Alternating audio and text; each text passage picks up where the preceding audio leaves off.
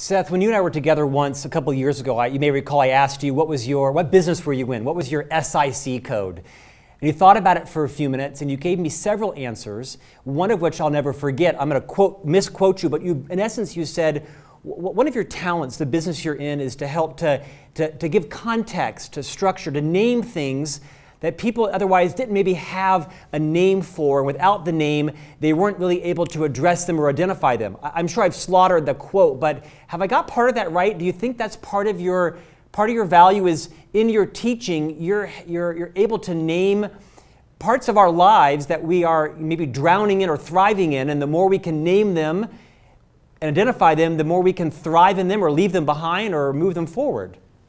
Yeah, that's exactly right. And that's what FranklinCovey does as well, right?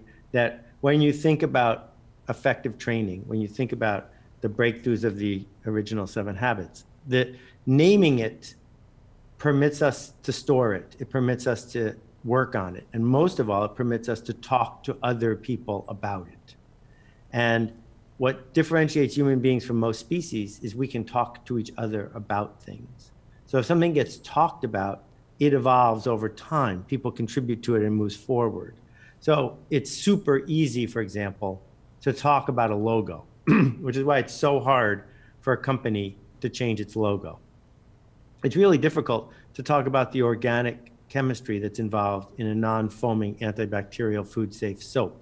So almost no one talks about that because they're not facile with the words and the concepts. Right. So when I see that there's something we ought to be talking about and we're not, if I can name it, if I can say it's a little like that thing that you're used to, building that bridge, well, that's what great authors and teachers try to do. And I think that, I learned a lot of that from your organization as well.